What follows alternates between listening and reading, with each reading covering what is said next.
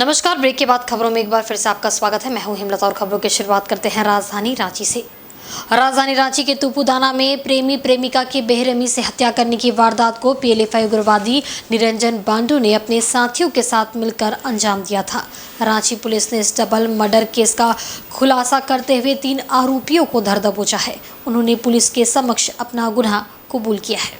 राजधानी रांची के तुपुदाना में ओपी क्षेत्र के रिंग रोड के समीप 13 नवंबर 2021 को एक युवक और युवती की हत्या बेरहमी से कर दी गई थी। घटना के शिकार युवक और युवती प्रेमी प्रेमिका बताए जाते हैं। रांची पुलिस ने इस मामले का खुलासा कर लिया है। इसके मुताबिक इस डबल मर्डर केस को पीएलएफआई उग्रवादी निरंजन बांडू ने अपने साथियों के साथ अंजाम दिया था। पुलिस ने इस मामले में 3 आरोपियों को गिरफ्तार किया है। इन तीनों ने पुलिस की पूछताछ में घटना में अपनी संलिप्तता स्वीकार की है। आरोपियों ने प्रेमी प्रेमिका को दौड़ा कर बेरहमी से तेज धार वाले हथियार से काटकर हत्या कर दी थी। साथ ही हत्यारे युवक की नई केटीएम बाइक को भी लेकर भागे थे। गिरफ्त में आए लोगों में रवि, आयुष और दनियल शामिल है। वहीं इस मामले के मुख्य आरोपी पीएलएफआई उग्रवादी निरंजन बांडू की मौत हो चुकी है। राजधानी के इस चर्चित और सनसनीखेज वारदात का खुलासा रांची के सिटी एसपी शुभांशु जैन ने किया। आज से लगभग 1.5 साल पहले दिनांक 12-13 नवंबर 21 को रात्रि में 2 लोगों की डेड बॉडी मिली थी, जिसमें नाम उनका पूजा कच्छप और विवेक तिग्गा था, जिसमें तुपुदाना थाना क्षेत्र में 205/21 केस दर्ज करा गया था। उसी के संदर्भ में आज इन 3 लोगों की गिरफ्तारी हुई है। इसमें जो मेन साक्ष्य था, जो मृतक है उसका जो नया वाला केटीएम बाइक था, वो इनके माध्यम से रिकवर करा गया है।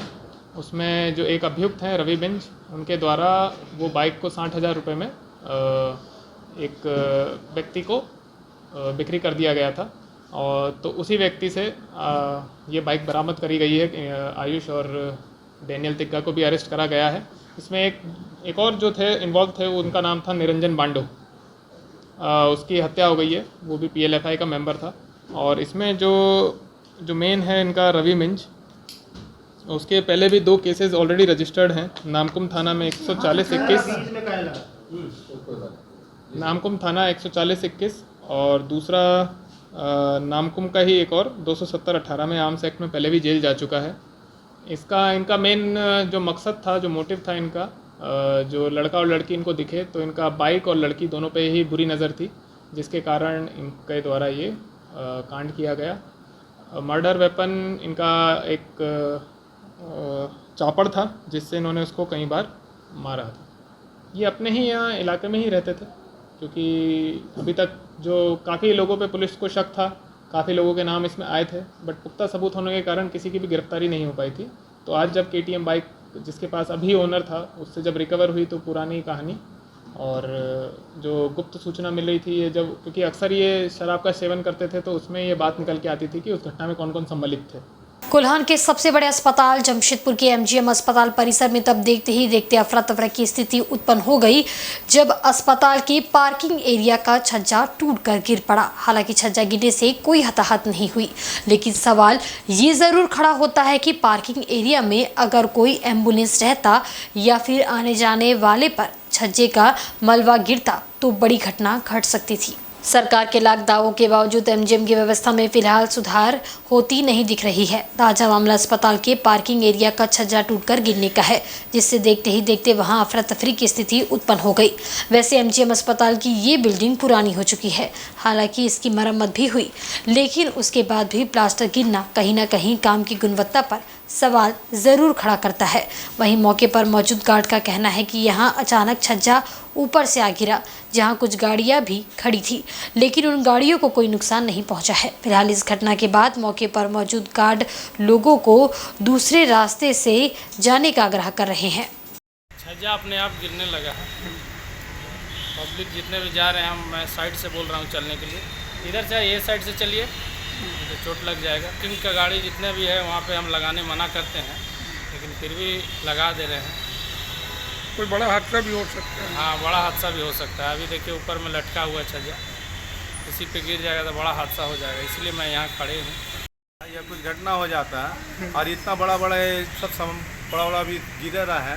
अब सरकार क्या काम कर रही है पता ही नहीं। हेमंत सोरेन जी बोलते हैं हम विकास का नया पुराना मंजिल हो गया है और छत गिर रहा है, काफ़ी इसमें मरम्मत की ज़रूरत है। और इससे आगे में भी आगे तरफ भी टूटा हुआ है, तमाम जगह देखा जाए इसको। अब गिर रहा, अभी मेरे ऊपर गिर जाता है, गिरते हुए बचा है।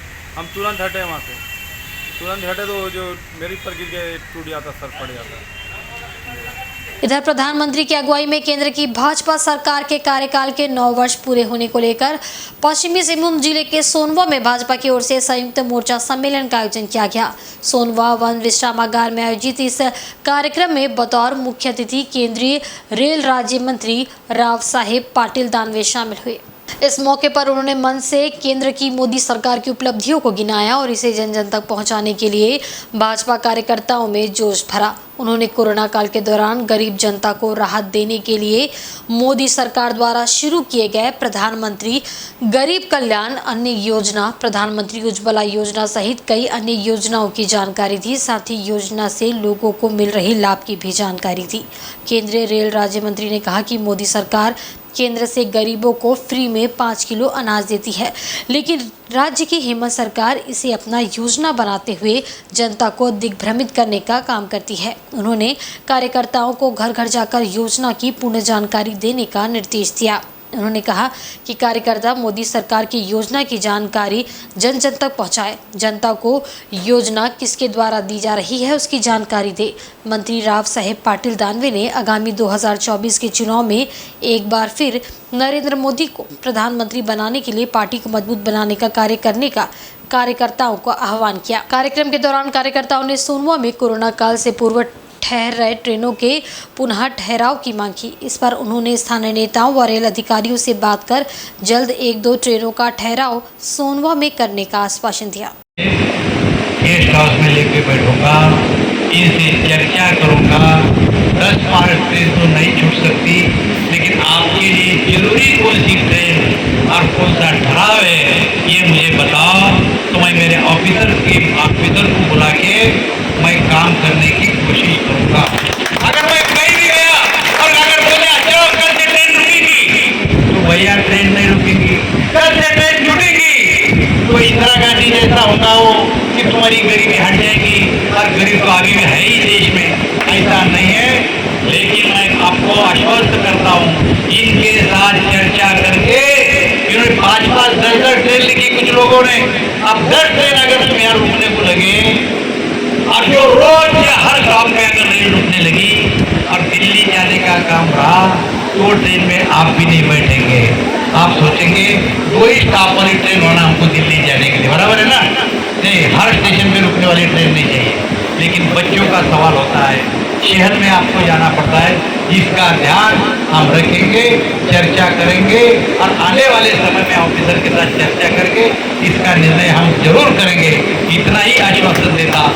इधर पूर्वी सिंहभूम जिले के मुसाबनी थाना क्षेत्र में एसडीएम पीयूष सिन्हा के नेतृत्व में अभियान चलाकर 2 अवैध गिट्टी लदा हाईवा को जब्त किया गया। वहीं इस मामले में 3 लोगों को गिरफ्तार किया गया है। इसे लेकर बुधवार की सुबह छापेमारी की गई। बताया जाता है कि पुलिस प्रशासन को गुप्त सूचना मिली थी कि 2 अवैध गिट्टी लदा हाईवा पोटका से मुसाबनी थाना क्षेत्र स्थित सूरदा बाजार की ओर आ रहा है। उसके बाद एसडीएम पीयूष सिन्हा के नेतृत्व में एक टीम ने पोटका से आ रही दोनों अवैध गिट्टी लदे हाईवा को सूरदा बाजार के पास जब्त किया।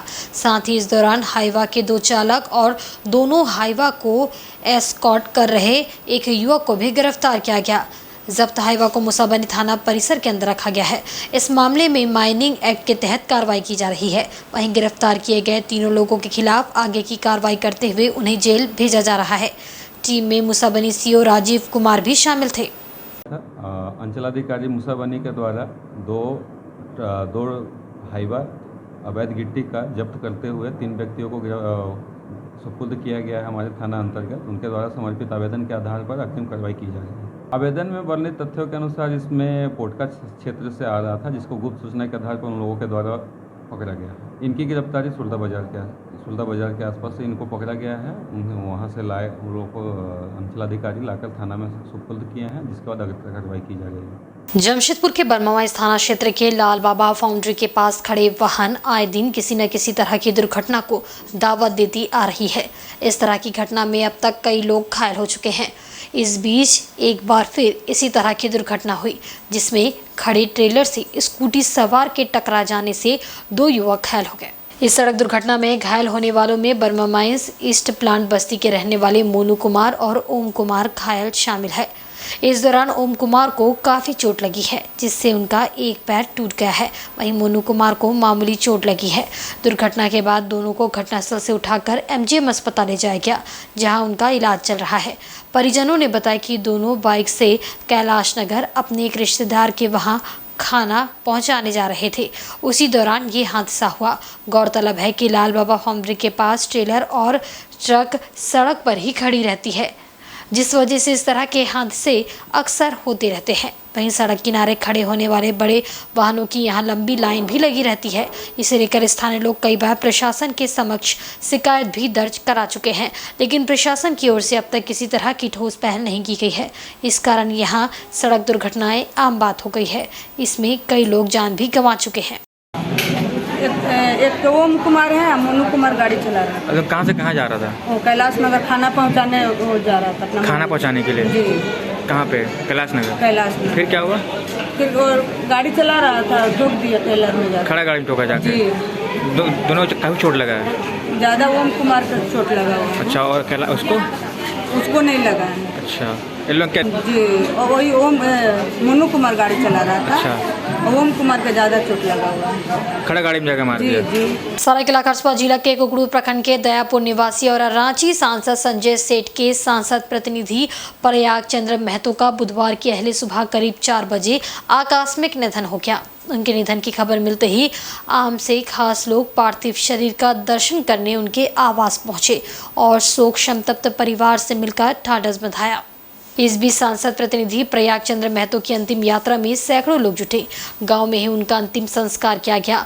मेरी जानकारी के अनुसार बीती रात उन्हें चेन्नई के मेहरवा अस्पताल से लाकर घर पहुंचाया गया था, लेकिन अहले सुबह ही उन्होंने दम तोड़ दिया। सांसद संजय सेठ के प्रतिनिधि प्रयाग चंद्र महतो को झारखंड आंदोलनकारी के साथ पूर्व उप मुख्यमंत्री स्वर्गीय सुधीर महतो का खास कार्यकर्ता के रूप में जाना जाता था। वह झामुमो प्रखंड अध्यक्ष रहते हुए भाजपा में शामिल हुए थे। उनकी मौत के बाद क्षेत्र में शोक की लहर छा गई। विभिन्न राजनीतिक दलों के अलावा सामाजिक संगठनों से जुड़े लोगों ने उनके निधन पर शोक जताया है।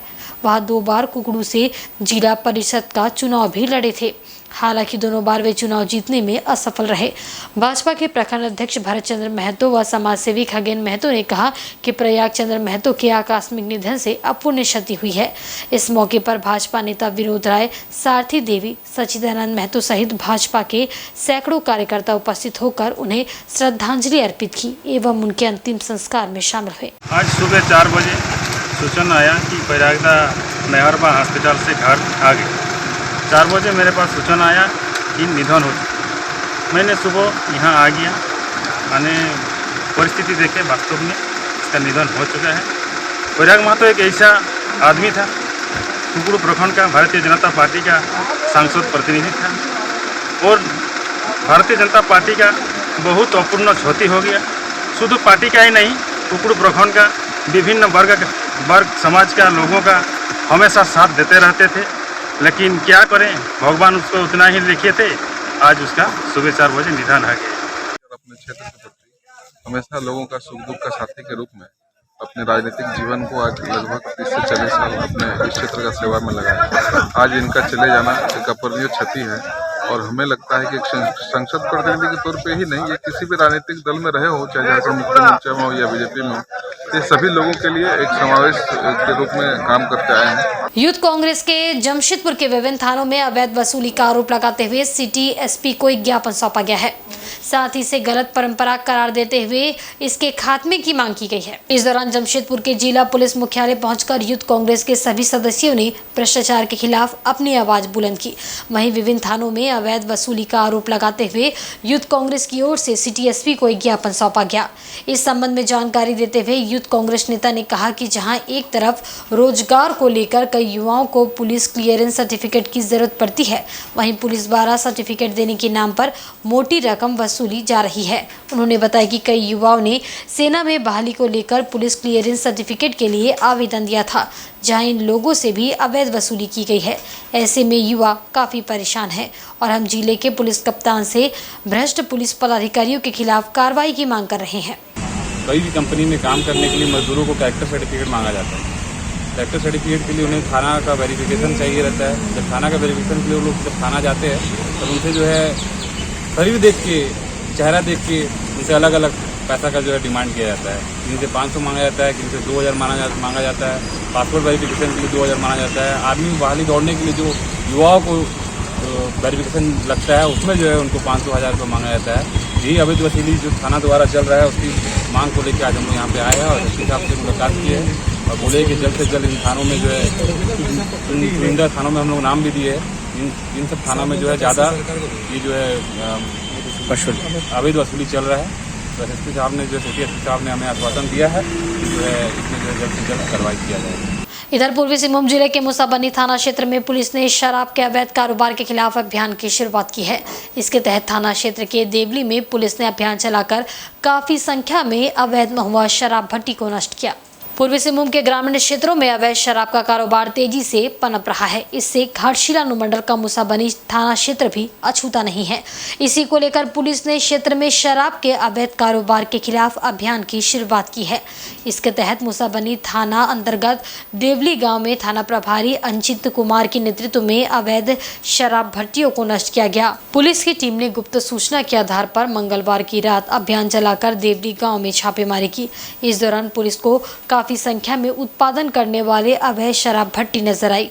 इन सभी शराब की भट्टियों को पुलिस ने रातों रात नष्ट कर दिया ताकि अवैध शराब बनाने वाले कारोबारी दोबारा से शराब भट्टी नहीं चला सके। मौके पर भारी मात्रा में शराब बनाने में उपयोग में आने वाले जवा महुआ को भी नष्ट किया गया। पुलिस का शराब के अवैध कारोबार के खिलाफ ये अभियान आगे भी जारी रहेगा। लगातार सूचना प्राप्त हो रही थी कि मुसाबनी थाना अंतर्गत ग्राम देवली में अवैध शराब का कारोबार जोर शोर से चल रहा था।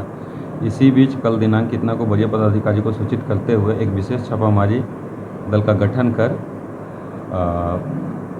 रात्रि में वहां पे छापामारी किया गया।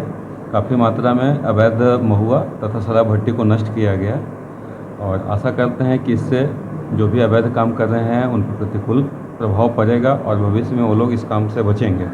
वहीं विश्व रक्तदाता दिवस के मौके पर जमशेदपुर में समाज सेवा के कार्यों में आगे रहने वाली संस्था प्रतीक संघर्ष फाउंडेशन की ओर से विशेष कार्यक्रम का आयोजन किया गया। इसके तहत जमशेदपुर ब्लड सेंटर को 4 लैपटॉप व 4 प्रिंटर सुपुर्द किया गया। मौके पर धालभूम के अनुमंडल पदाधिकारी मुख्य रूप से मौजूद रहे। वहीं इस दौरान विशेष रक्तदान शिविर का भी आयोजन किया गया था। इस दौरान श्री लीडर्स कोलकाता के द्वारा CSR के तहत ग्रामीण रक्तदाताओं के डेटा को इकट्ठा करने के लिए 4 लैपटॉप और 4 प्रिंटर ब्लड सेंटर को सुपुर्द किया गया। प्रतीक संघर्ष फाउंडेशन के प्रयास से ये सफल हुआ है। इस मौके पर धालभूम अनुमंडल पदाधिकारी पीयूष सिन्हा ने फाउंडेशन के द्वारा लगातार किए जा रहे मानव सेवा के कार्यों की सराहना की। बता दें कि ग्रामीण क्षेत्रों में आयोजित होने वाले रक्तदान शिविर में ग्रामीण 90 दिनों के अंतराल के भीतर ही कई बार रक्तदान कर देते हैं, जो सेहत के लिए सही नहीं है। अब इन लैपटॉप और प्रिंटर के माध्यम से ग्रामीण क्षेत्रों के रक्तदाताओं का डेटा भी ऑन द स्पॉट एंट्री कर लिया जाएगा ताकि उनके द्वारा रक्तदान करने में 90 दिनों के अंतराल को बरकरार रखा जा सके। रक्तदाता दिवस में जो चीफ गेस्ट होते हैं, जो लोग रक्तदान करने आए हैं वही होते हैं। तो मैं चीफ गेस्ट नहीं हूँ। आप सभी लोग, जितने लोग भी आज यहाँ रक्तदान कर रहे हैं, जितने लोग भी यहाँ पर इस रक्तदान को सफल बनाने में सहभागिता दे रहे हैं, वो सभी लोग यहाँ के चीफ गेस्ट हैं। रक्तदान को महादान कहा जाता है। रक्तदान महादान, अंगदान महादान, रक्तदान को महादान कहा जाता है और इससे कितनी जानें बचती हैं। धीरे धीरे इस फील्ड में अवेयरनेस भी बढ़ रहा है और आप लोग इसको जो इतने इंस्टीट्यूशनलाइज्ड मैनर में कर रहे हैं कि आप एक टीम ऑफ वॉलंटियर्स खड़ा कर रहे हैं, जो लोग अब अलग अलग जगह पर जाएंगे और वहाँ पर लोगों को प्रोत्साहित करें कि आप रक्तदान कीजिए, वो बहुत ही अच्छा पहल है। क्योंकि एक होता है कि वॉलंटियरिंग हम लोग दे रहे हैं, लेकिन कई बार जानकारी ही नहीं होती है कि अगर मुझे देना भी है, रक्तदान करना है, तो मुझे कहाँ जाना होगा, क्या करना होगा। तो आपने जितने भी अपने इनिशिएटिव्स बताए कि ट्रेनों में आप लोग रक्तदान करते हैं, या फिर अभी जो आपने एक नया इनिशिएटिव अपना बताया कि जैसे बस जाती है वहाँ टाइमिंग फिक्स रहेगा कि 9 से 10 बजे के बीच में इस बस स्टॉप पर रक्तदान वाले बस में आ सकते हैं और उनको डेस्टिनेशन पर लाया जाएगा, वहाँ से उनका रक्तदान होगा और उसके बाद ये जो पूरी प्रोसेस है, प्रक्रिया है, वो कंप्लीट होती है। ये बहुत ही अच्छा बहुत अच्छी सोच है और मुझे लगता है कि इसमें अगर कामयाबी मिलती है तो ये अन्य सेंटर्स के लिए भी जहाँ पर रक्तदान होता है उनके लिए भी एक एग्जाम्पल बन सकता है। रक्तदाता दिवस के पावन शुभ अवसर पर प्रतीक संघर्ष फाउंडेशन ने सुबह से ही एसडीपी रक्तदान से इसका जहां शुरुआत किया और निरंतर अभी रक्तदान भी जारी है। लेकिन सबसे महत्वपूर्ण कार्यक्रमों में से एक कि प्रतीक संघर्ष फाउंडेशन ने ये संकल्प लिया है कि जो जमशेदपुर ब्लड सेंटर के बाहर जो रक्तदान शिविर आयोजित होता है, जो गांव देहात में सुदूरवर्ती गांव में जो होता है, वहां बहुत दिनों से ये देखा जाता था कि अपने 90 दिनों के चक्र के पूर्व ही कई रक्तदाता रक्तदान कर जाते थे, जो सेहत के लिए सुरक्षित भी नहीं है, क्योंकि 2 रक्तदान के बीच 90 दिनों का जो चक्र है वो पूरा करना जरूरी है। तो इसको रोकने का मुहिम प्रतीक संघर्ष फाउंडेशन ने उठाया था और इसके तहत आज कोलकाता श्रीलेदर्स के सौजन्य से आज जमशेदपुर ब्लड सेंटर को 4 अत्याधुनिक लैपटॉप, 4 प्रिंटर और 2 डोंगल आज प्रदान किया गया। श्रीलेदर्स परिवार ये पूरा वर्ष जो है किरणमयी जयंती उत्सव मना रहा है। इसके तहत पूरा जमशेदपुर में जिस तरह से जाने माने समाज सेवी शेखर डे जी ने जमशेदपुर ब्लड सेंटर को भी बहुत मजबूती प्रदान किया और साथ ही साथ आज कोलकाता श्रीलेदर्स भी प्रतीक संघर्ष फाउंडेशन के कार्य से प्रभावित होकर निरंतर जमशेदपुर ब्लड सेंटर को आगे भी इस तरह से सहयोग प्रदान करने का वादा किया है। और आज के बुलेटिन में बस इतना ही। कल फिर हाजिर होंगे कुछ नई खबरों के साथ। तब तक देखते रहिए इनसाइड झारखंड न्यूज। नमस्कार।